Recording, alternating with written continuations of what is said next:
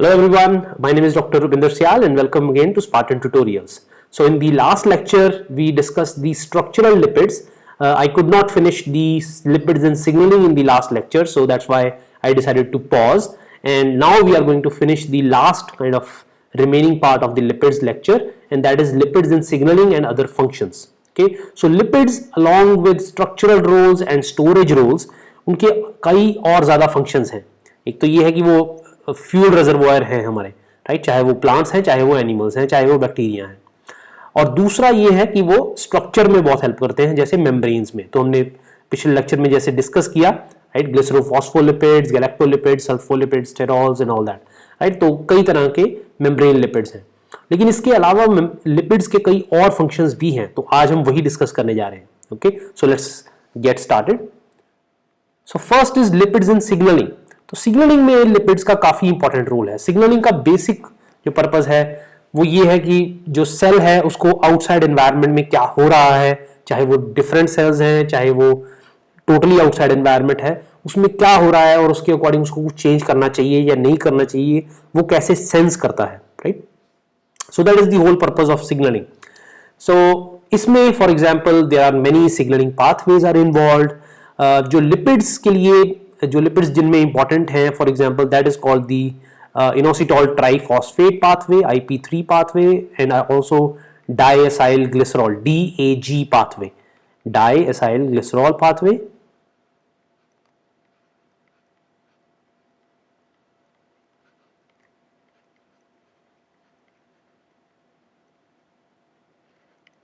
Okay, and IP3 which is inositol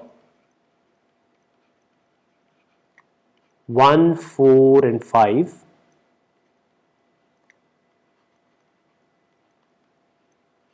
trisphosphate.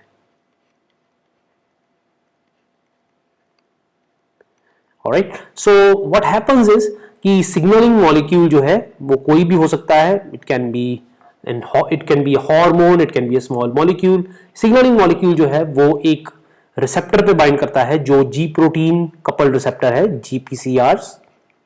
Okay, we will discuss them when we come to cell signaling. GPCRs. So GPCR से interact करता है और उससे G protein जो होता है वो एक्टिवेट हो जाता है. It exchanges its GDP for GTP. तो GDP की जगह यहाँ पे GTP अटैच हो जाता है. उससे ये एक्टिवेट करता है एक और एंजाइम जिसका नाम है फॉस्फोलाइपेज C. फॉस्फोलाइपेज C का एक स्पेशल काम है, वो ये है कि ये फॉस्फेरिडॉल इनोसिटॉल जो बिसफॉस्फेट है उसमें एक स्पेशल जगह पे क्लीवेज करता है. क्लीवेज मतलब कट करता है, और उससे दो मॉलिक्यूल्स प्रोड्यूस होते हैं. एक है डाइएसाइल ग्लिसरॉल जो मेम्ब्रेन में ही अटका रह जाता है, और दूसरा है इनोसिटॉल ट्राइफॉस्फेट जिसकी हमने बात की, इनोसिटॉल 1,4,5 ट्रिसफॉस्फेट, राइट. सो IP3 जो है it goes to the endoplasmic reticulum, it binds to the receptor over there. यहाँ पे एक कैल्शियम चैनल है जो सिर्फ IP3 की बाइंडिंग से ही खुलता है, और उससे क्या होता है कि कैल्शियम आयंस जो हैं जो नॉर्मली एंडोप्लाज्मिक रेटिकुलम के अंदर काफी ज्यादा क्वांटिटी में स्टोर्ड होते हैं, they are released into the cytosol and they bring on a lot of different changes. तो ये एम्ब्रियोनिक डेवलपमेंट में भी होता है. ये बेसिक पाथवे है, इसके कई यूजेस हैं, इसके कई हार्मोनल जो इवेंट्स हैं वो इसके थ्रू रेगुलेट होते हैं. मसल कंट्रैक्शन में भी ये इन्वॉल्व है, राइट. सो और एम्ब्रियोनिक डेवलपमेंट में भी ये इन्वॉल्व है, पॉलीस्पर्मी ब्लॉक में भी ये इन्वॉल्व है. So lot of different pathways जो हैं या डिफरेंट बायोलॉजिकल प्रोसेसेस हैं उनमें ये इन्वॉल्व रहता है. So IP3 as well as diacyl glycerol they play a very important role. Okay,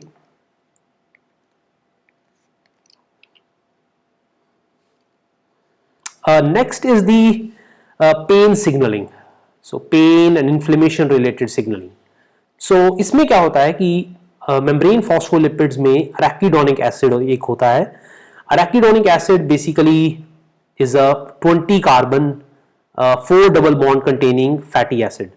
So what happens is due to inflammation or some other stimulus, phospholipase A2, पिछली बार हमने देखा था phospholipase C, यहाँ पे फॉस्फोलाइपेज A2 ये release हो जाता है, और ये बेसिकली अरेकिडोनिक एसिड को फॉस्फोलिपिड से सेपरेट करके इसको साइटोप्लाज्म में रिलीज कर देता है. और इस पे variety of enzymes they act and they produce many different compounds जो जिनमें इंपॉर्टेंट हैं ल्यूकोट्राइन्स, प्रोस्टाग्लैंडिन्स एंड थ्रोम्बोक्सिन्स. ये तीन, prostaglandins, thromboxanes and leukotrienes. So these are very very important. And cyclooxygenases, these are the enzymes which are helpful in producing prostaglandins and thromboxanes from arachidonic acid. और इससे जो pen stimulus है वो हमारे brain तक पहुंचता है, pain stimulus. So when we for example अगर आपने कोई हथौड़ा मारना था तो कील पे लगने की बजाय आपके अंगूठे पे लग गया तो एकदम से जो पेन उठती है, that is due to production of this prostaglandins and thromboxanes. Okay, and अगर इसको आप ब्लॉक कर दो किसी तरह से, सो साइक्लोऑक्सीजिनेज को आप ब्लॉक कर दो, ऑफ कोर्स उससे आपकी पेन दूर हो जाएगी, राइट. उससे कारण दूर नहीं होगा, आपको जो लगी है चोट वो तो लगी ही है, लेकिन पेन कम से कम दूर हो जाएगी. So many drugs, for example aspirin and ibuprofen, they inhibit this enzyme cyclooxygenase और इसीलिए इनको COX inhibitors भी कहते हैं. COX is just a small form name of cyclooxygenase, COX inhibitors. और aspirin और ibuprofen, these are known as NSAIDs. NSAIDs का मतलब है non steroidal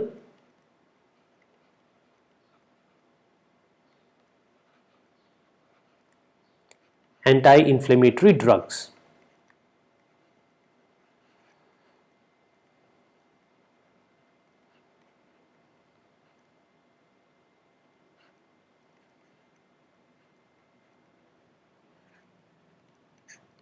okay, non steroidal anti inflammatory drugs. All right. All right. Next we come to lipids as enzyme cofactors. So there are many enzyme cofactors which are derived from lipids. दो जो especially important हैं वो हैं ubiquinone and plastoquinone. Plastoquinone is very important in photophosphorylation.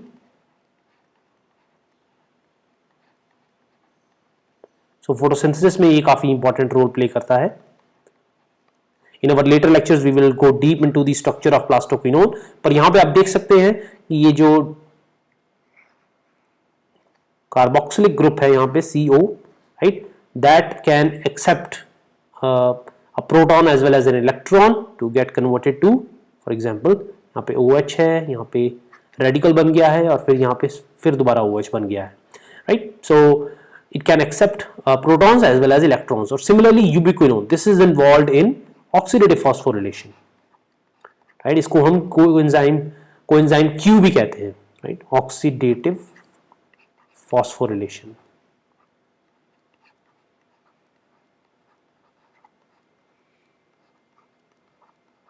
sometimes it's also known as coenzyme Q. okay, coenzyme Q, right. So these are very very important enzyme cofactors. And then we have lipids as vitamins, right. For example vitamin A, D, E and K, they are all fat soluble vitamins derived from lipids. Okay, so let's discuss each one of them.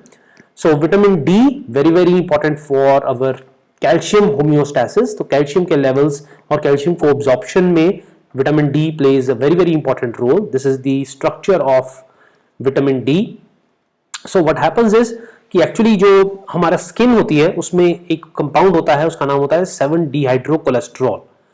और जो sunlight है, अगर आप उसमें for example अपने आप को expose करें for 20 to 30 minutes, what will happen is sunlight will convert through UV radiation this 7-dihydrocholesterol into cholecalciferol, which is the vitamin D3. Okay, but this is not the active form of vitamin D. अभी इसको तीन basically processes से जाना पड़ेगा, through liver and kidney, and finally we have 125 dihydroxy vitamin D3. So this is the actual active form of vitamin D, 125 dihydroxy vitamin D3. Okay, so cholecalciferol. Okay, so liver and kidney, they both add these hydroxyl groups at 1 and 25 positions. Okay, and that's why the actual active form is formed in the kidney. Okay, and it maintains calcium balance in the body. And if proper vitamin D is not given to the child or even adults, it can lead to formation of malformation in bones. For example, the disease called rickets, as well as osteoporosis can happen, and this can lead to a lot of problems, जैसे hip fractures वगैरह आजकल elderly लोगों में काफ़ी common हो गए हैं. So that is due to absence or deficiency of vitamin D. Okay, but rickets was a huge problem in earlier years when the function of vitamin D was not known. Nowadays vitamin D is added regularly as a small supplement to the milk also. Normally आपको जो बाजार में milk मिलता है packaged milk, उसमें vitamin D already added होता है, हालांकि वो 125 डाइहाइड्रोक्सी कॉलीकैल्सिफेरॉल नहीं है, वो यूजुअली फंगस या बैक्टीरियल कॉलीकैल्सिफेरॉल है, but it has the same biological activity, so you don't have to take extra vitamin D. All right, then we have vitamin A. Vitamin A का जो main compound है वो है retinol, very important for vision. And there are other derivative compounds, for example retinol as well as retinoic acid. Retinoic acid plays a huge role in gene expression as well as in the embryonic development. तो embryonic development में काफ़ी role play करता है ये retinoic acid. For example limb development में काफ़ी role play करता है retinoic acid. Okay, it is derived from plants also. When we eat beta carotene, उसकी degradation से vitamin A बन जाता है. Retinol is involved in vision, so there is an isomerization reaction going on in vision when we have all trans retinol switching to the 11 cis retinol.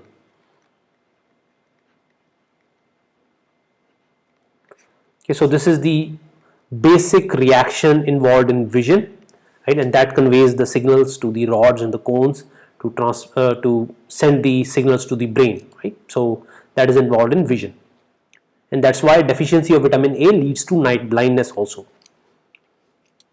Okay, vitamins E and K. Vitamin E is also called tocopherol, and it is very important for its antioxidant properties. Actually vitamin K and vitamin E both have very powerful antioxidant properties.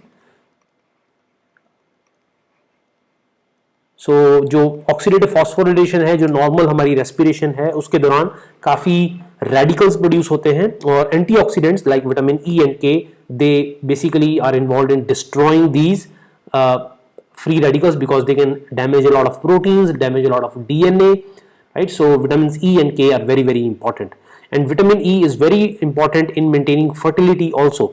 The experiments जो किए गए mouse पे, उसमें पता लगा कि अगर हम विटामिन ई उनकी डाइट से पूरा हटा दें, it leads to sterility. Okay, so vitamin E has many other important roles.